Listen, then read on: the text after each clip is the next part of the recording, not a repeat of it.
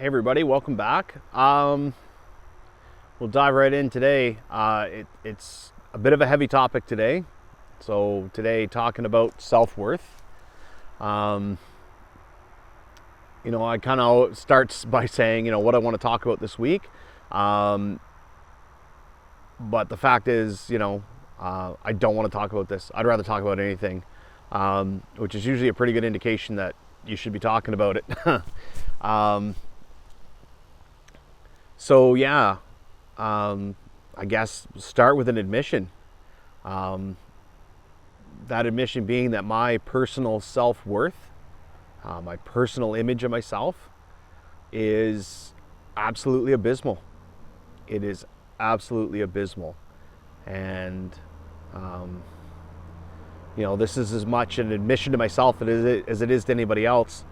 I've actively avoided exploring this topic here and in my personal life for a very long time. But honestly, it impacts me hugely every day. It impacts me hugely in relationships, and I'll talk about that in a bit. I guess to start off, I am going to break one of my own rules this week. I kind of always say, I don't want to talk about the mechanism of injury, don't want to talk about personal traumas, and pardon me, there's tons of mosquitoes here today. Part of that's quantification and the fact that people will rate their experiences against somebody else's and decide that maybe they're not worthy of, as stupid as it sounds. And I do the same thing. I'm not worthy to have this injury because this other person's experiences were so much worse than mine. But I'm gonna kind of break that rule today, and I am going to talk about something that specifically happened to me. That being said, it's not something that happened related to my service. It happened after I was diagnosed with post-traumatic stress disorder and operational stress injury, but it is not related to my service. This is something, it's a complete random occurrence. It's something that could happen to anybody, and I don't say that to kind of be a fearmonger. It's still an exceptional set of circumstances, but it literally could have happened to anybody. I'll give you the details. So I had a next door neighbor named Connie, and Connie had a little girl who had just turned 2 years old. Her name was Kennedy, cute little blonde girl. And one Friday I was home, this was in 2004, I was at home with my son, he was home from school, he wasn't feeling well. And about 10 in the morning, there was a knock on the door. And Connie's boyfriend was home watching Kennedy and his daughter. And he brought Kennedy over, basically carrying her in his arms, unconscious. And he said she had fallen in the tub. He didn't know what to do. I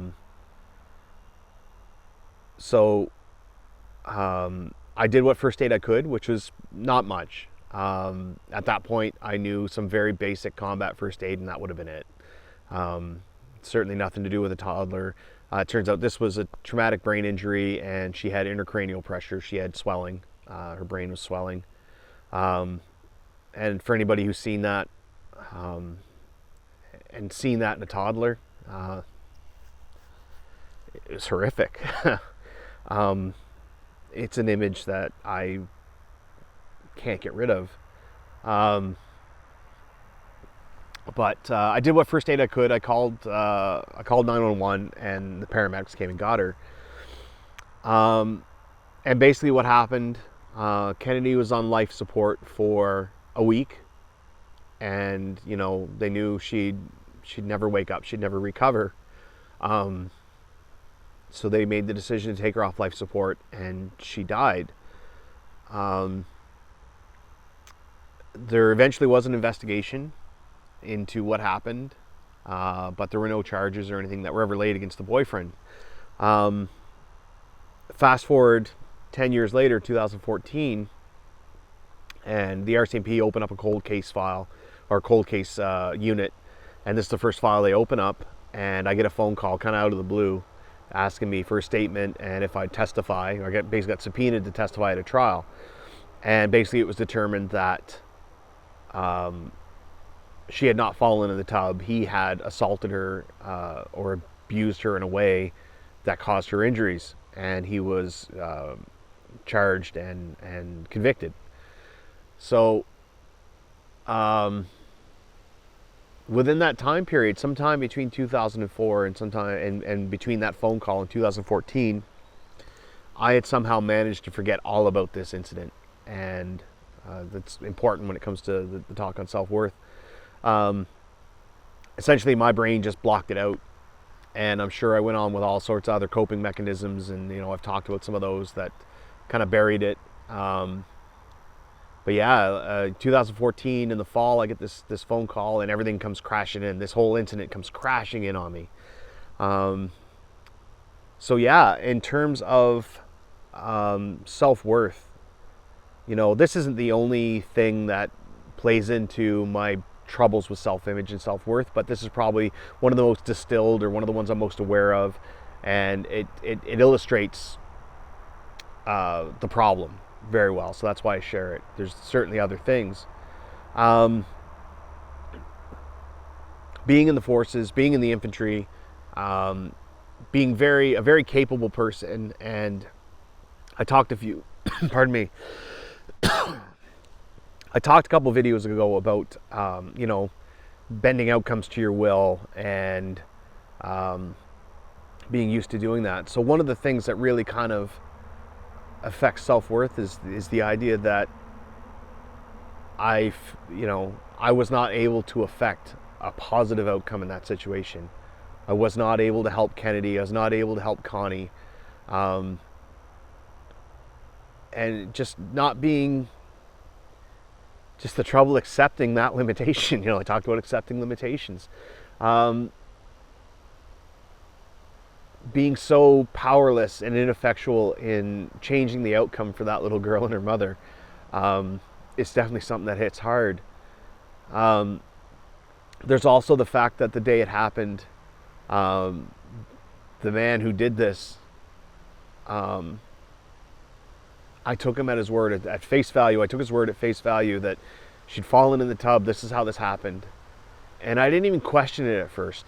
For that whole first day or two, until I got questioned by the RCMP, I didn't even question what had happened, perhaps. I just took it at face value. And there's that feeling of, how could I be so gullible and naive and let this piece of garbage pull the wool over my eyes? And if I had been suspicious, what could I have done to change other parts of other outcomes? Like taking 10 to 12 years to convict him. If I had only thought a little more critically in the moment. And finally, there's the self-worth, and this is, kind of the knock-on afterwards. How the fuck could I forget about that for 10 years? It's that feeling that, what sort of cold, callous prick do I need to be to forget about what happened to that beautiful 2-year-old girl?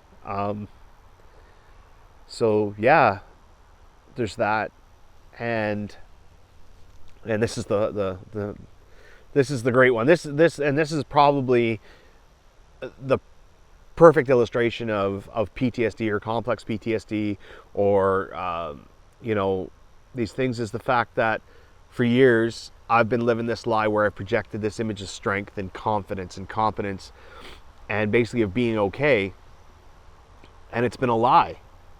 And I've not been okay. I've not been okay for years, and so there's that fact that I'm living this lie. I am selling this image, and I've sold it to everybody around me, and I've sold it to myself, and what that does to your self-worth. When you're basically hiding something all the time, and in this case, I'm hiding the fact that my self-worth is garbage. So that's that perpetual motion machine. That's the self-fulfilling prophecy. That's the tailspin, and I think a lot of us get caught in that.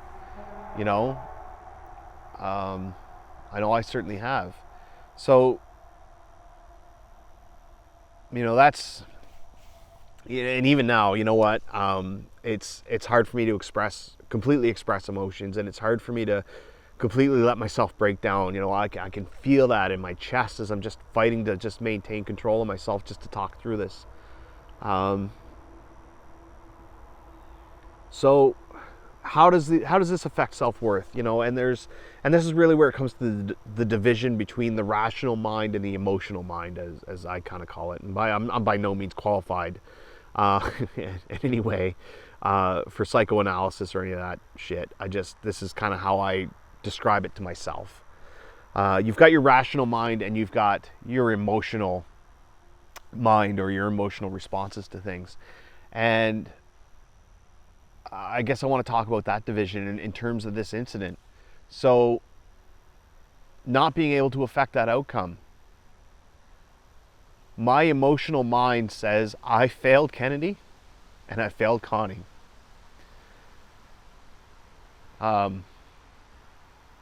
Kennedy died as a result of what happened, and I'm responsible because I didn't do enough to save her.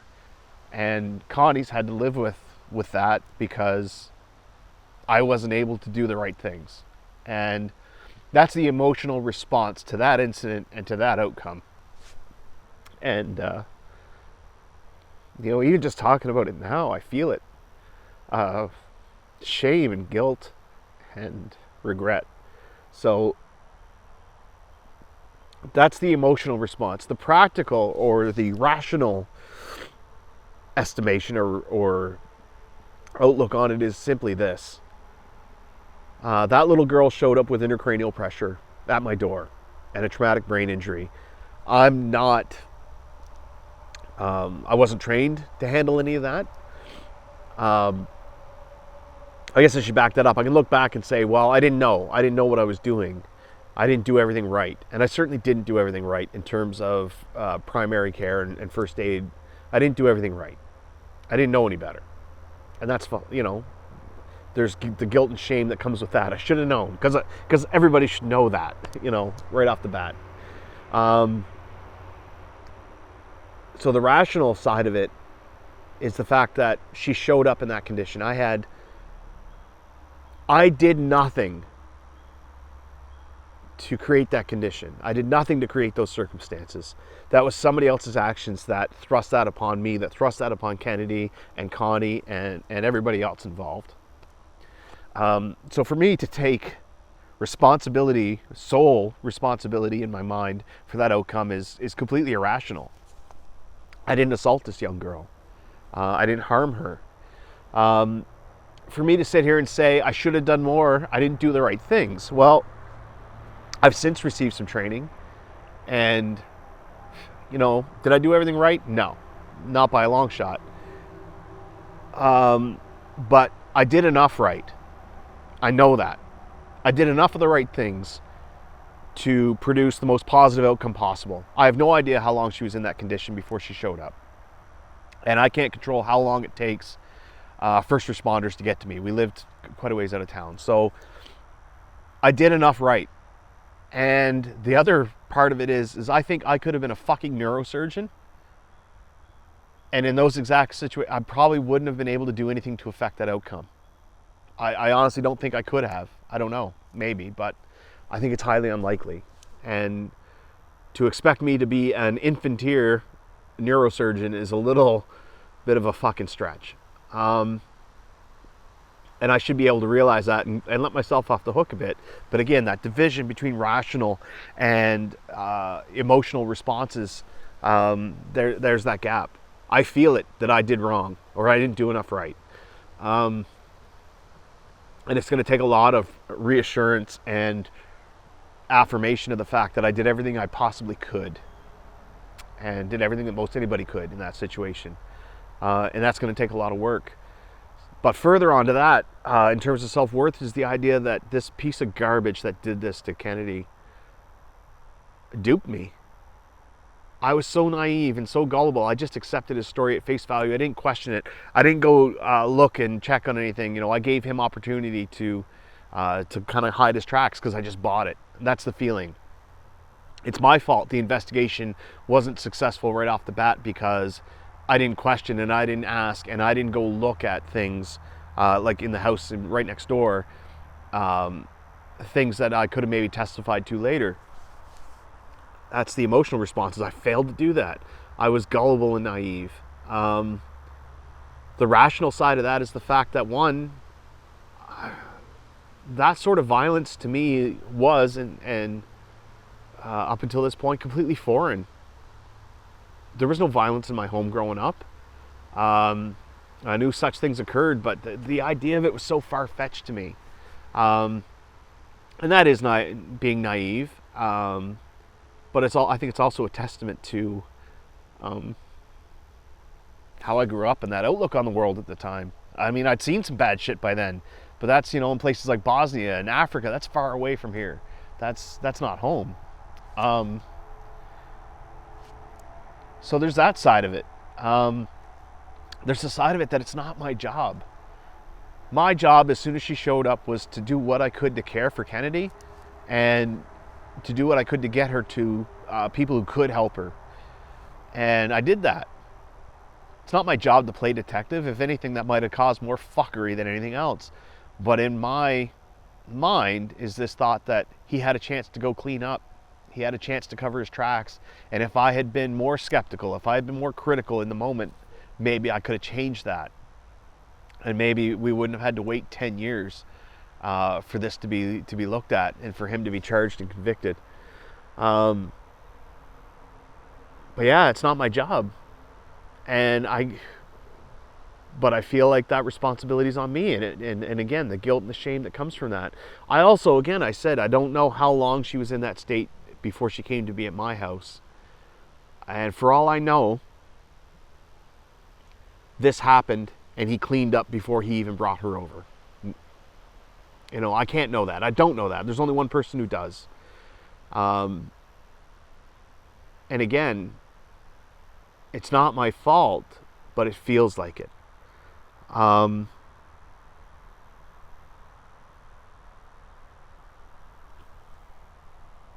then the other thing of self-worth, like I said, is that perpetual motion machine of knowing I'm living this, or there's the guilt of forgetting.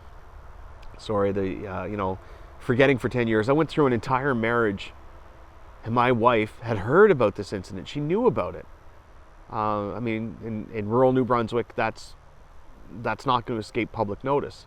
She'd heard about this, and it happened before I met her. But I never mentioned it to her. I went through an entire marriage, an entire relationship, and my partner didn't know about this. And I had buried it. I'd forgotten, and the guilt and shame of how could you forget that? How could you dishonor that little girl by not remembering her? And I know, rationally, I know that is a defense mechanism, and I know it goes along with all the other coping mechanisms I was using for PTSD in terms of, escapism and being a workaholic and, just basically suck things up, soldier on, that whole thing. It's all part of that, and the emotional numbing. And it's probably what kept me going. But now that there's that awareness of, there's that whole gap, I forgot. How the fuck could I forget? And the way that makes me feel. And then lastly, that whole living the lie, whether you're aware of it or not, and the effect that living less than honestly with yourself and with the people around you, about being okay, about not being affected by things. I think it just slowly erodes your self-worth. So that's the incident, and those are the emotional and rational sides to how I'm affected by it. And the last part of this is how it affects relationships. And I really started to think about this. I've actively avoided dealing with this for a long time. And the catalyst is actually the ride I did this summer, which is kind of what it's supposed to do. It's supposed to offer some introspection, and it's supposed to promote dialogues and intercourses with people that bring on that self-reflection, introspection, not just in myself, but hopefully in other people. And it was actually a Facebook post that got me thinking about this. And the post, it was a comment from a friend named Scott Hembruff, who's he was a volunteer firefighter, EMT,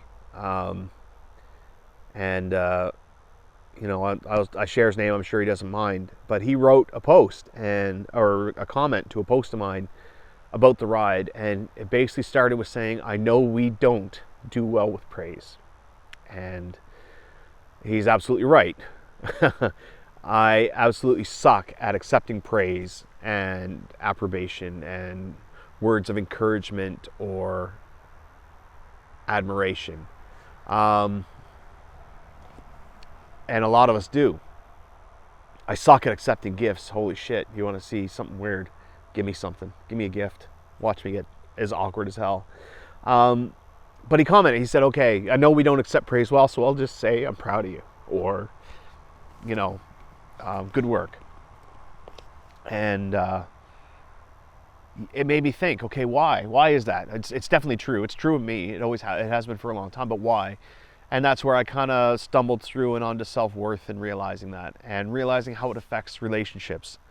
The simple fact is, I am terrible accepting words of praise, words of encouragement. I am bad at accepting, recognition. And it all comes down to self-worth. And again, it's that feeling of, oh, look, I fooled you. I sold you this. You say good job, and I say, yeah, but, but this. I failed Kennedy. I failed Connie. I failed myself. I failed my community. And here you are giving me these words of praise, and that's what generally comes up. I'm terrible at accepting gifts from people, and I am definitely terrible at accepting love. I can't. It crushes me. And it's weird. The closer somebody is to me, the harder it is to accept praise, and the harder it is to accept words of appreciation and expressions of love from people and gifts. People within the broader veteran community, when they say, we appreciate the work you're doing, or we appreciate this, or good job, it's uncomfortable. And, and there's a scale to it. And that scale is when you move to family, and then the next step beyond family is romantic partners. Words of appreciation, words of praise and encouragement and expressions of love are absolutely crushing. They're devastating. I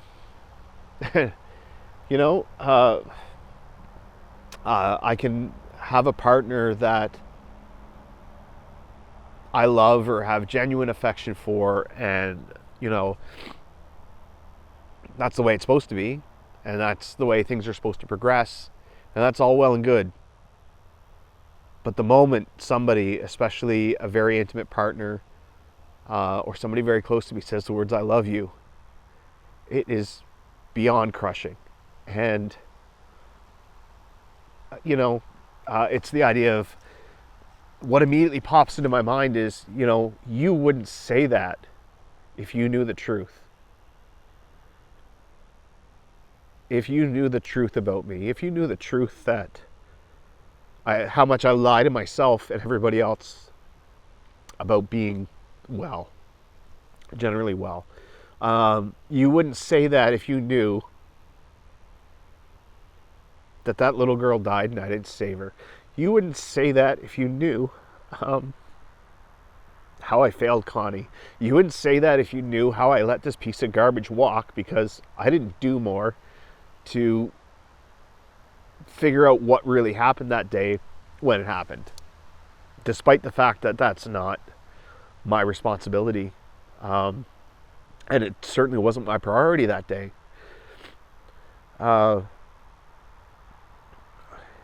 It's the closer somebody is to me, the harder it is to hear those words, and it's crushing, and it creates just an insane amount of pressure, and then it creates the numbing and distancing, and we talked about escapism last week and this need to just get away. I remember dating somebody a few years ago, and she brought me, she just wanted to give me a gift.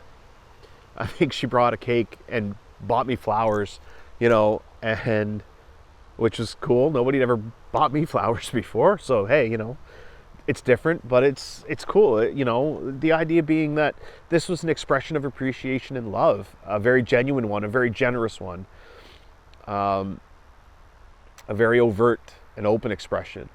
And all I can remember is the look of horror on her face when she gave me that.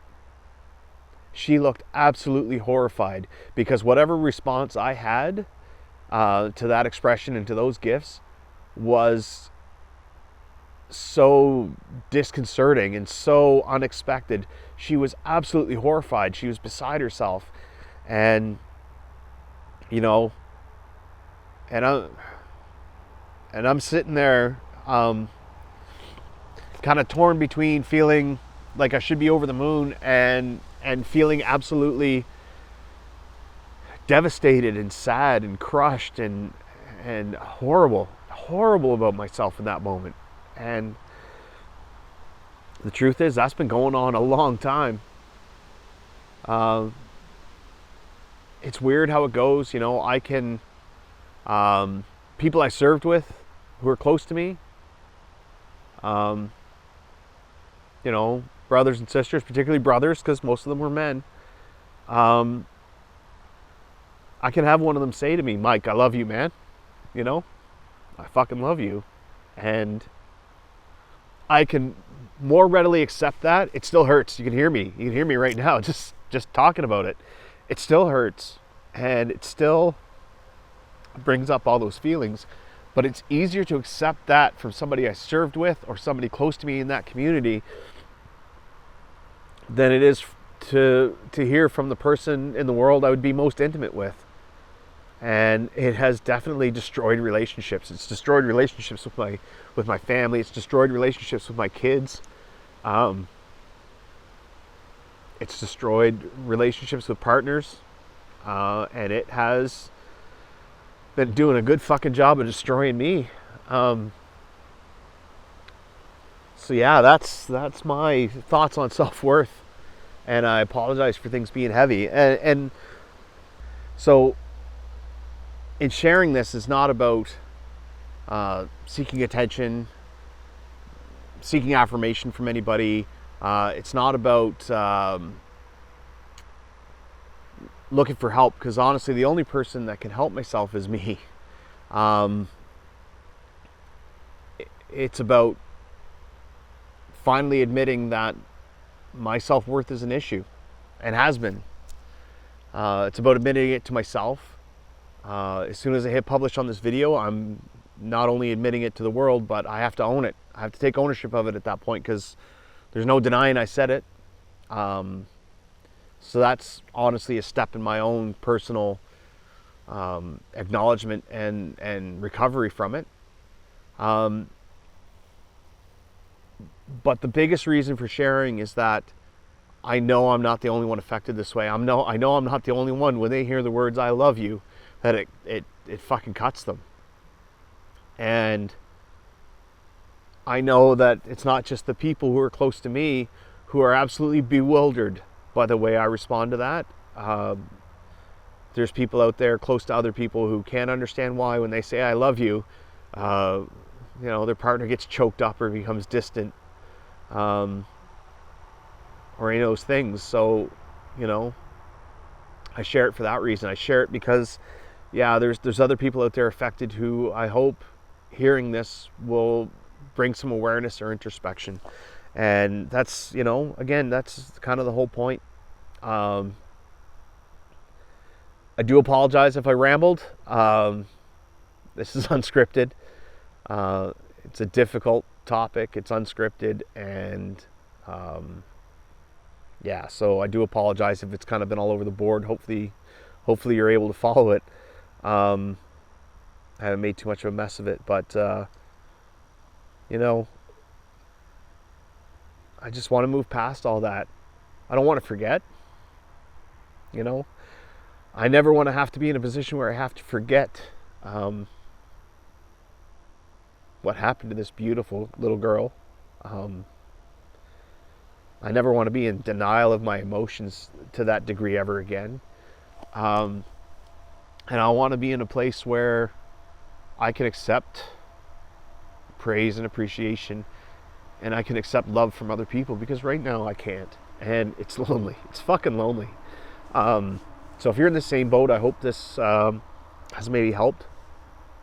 But yeah, so guys, I will, well, before I leave you with that, I'm obviously in a bit of a state. And since I'm making personal admissions, I can admit that I'm in this state a lot, often. I'm in this state. And it comes and goes, and I know it's normal. Again, hard to accept. But I guess the point I'm trying to make is don't be alarmed. The last year has been incredibly painful. It's been incredibly hard. There's been a lot of emotion coming out of me that I've basically been in denial of. So don't be alarmed by me being here on camera and being upset. It's hard to do, but honestly, it's part of the journey, and it's part of the journey I've denied for almost 20 years. So don't be alarmed by me being upset, because I need to be. I haven't allowed myself to be. So, to friends and family, this is okay. I'm not okay, but this is okay. This is the process, and I don't want you to be alarmed by that at all, not a bit. It sucks to do this. I didn't want to do this. I didn't want to talk about it. But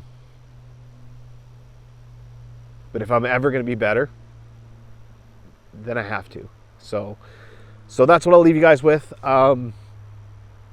If you got a story to tell or share, people need to hear it.